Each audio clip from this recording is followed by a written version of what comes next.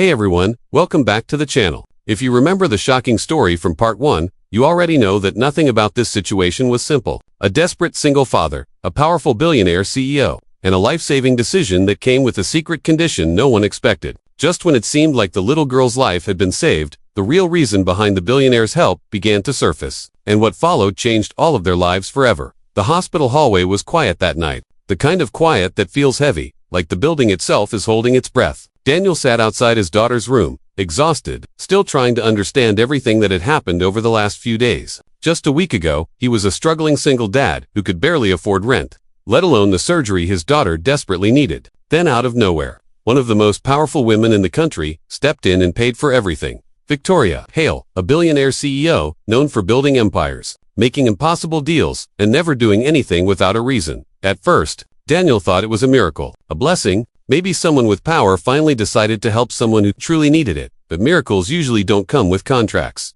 Daniel rubbed his tired eyes as the memory replayed in his head. The private office, the quiet voice, this strange condition, and the document he never thought he would sign in his life. At the time, his daughter Lily was dying. Doctors said she might not survive the week without treatment. Daniel didn't care about money, pride, or consequences. All he cared about was saving her. So when Victoria said she would pay for everything, he agreed. What he didn't understand then was why. Inside the hospital room, Lily was finally sleeping peacefully for the first time in days. Machines hummed softly, monitoring her recovery. The surgery had worked. The doctors were optimistic. She was going to live. That should have been the happiest moment of Daniel's life. But the door at the end of the hallway opened, and Victoria Hale walked in. Even in the quiet hospital lighting, she looked powerful, calm, controlled, like someone who always knew exactly what she was doing. Daniel slowly stood up.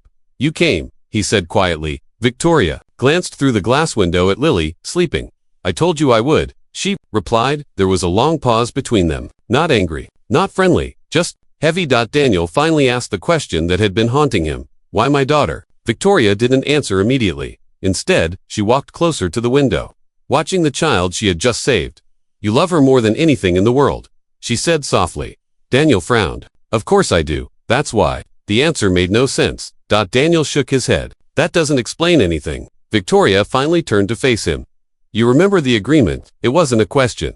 Daniel's jaw tightened. Yes. Months earlier, Victoria had received news that no one outside her private doctors knew. Despite having everything money could buy, she had one thing she couldn't control. She couldn't have children. Not naturally. Not safely. Her condition made pregnancy dangerous, nearly impossible. But she wanted an heir. Not just someone to inherit her wealth, but someone who carried her legacy. Someone real. For years, she searched quietly for options.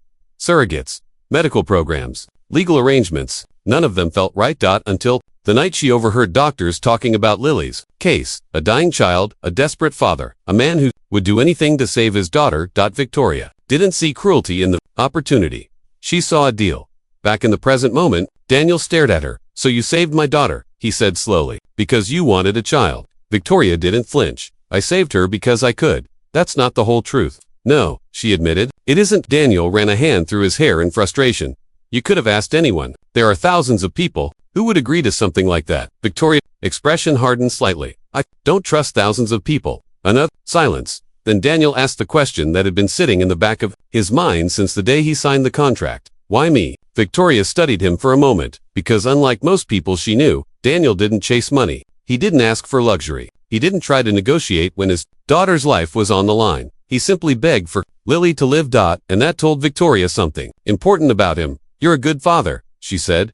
Daniel looked confused. "That's exactly why." Daniel laughed once, but there was no humor in it. "So that's it. You pick a random guy because he loves his kid." "Not random." Victoria paused before continuing. "I had my team look into you." Daniel blinked. "You what?" "You have no criminal history. You worked 2 jobs for years. Every medical bill for your daughter was paid even when it meant you had nothing left."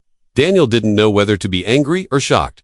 "You investigated me." Victoria nodded calmly. "I investigate everything." The reality of the situation finally settled heavily in Daniel's chest. His entire life had been examined before he even walked into that office. "You planned all of this," he said quietly. "Yes." For a moment Daniel didn't speak. Then, he looked through the glass window again at Lily. Alive. Breathing. Smiling, even in her sleep. And suddenly, the anger he wanted to feel became complicated. Because without Victoria, Lily wouldn't be here. "You already got what you wanted." Daniel said finally. The contract is signed. Victoria shook her head slightly. No. Daniel frowned. What do you mean no? Her next words changed everything. The contract hasn't started yet.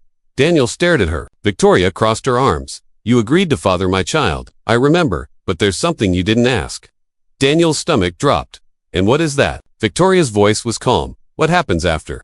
The hallway suddenly felt colder. Daniel had been so focused on saving Lily that he never thought beyond that moment. What happens? He asked carefully. Victoria held his gaze. You become part of my life. Daniel blinked. That was not in the deal. It is now. What does that mean? Victoria took a slow breath.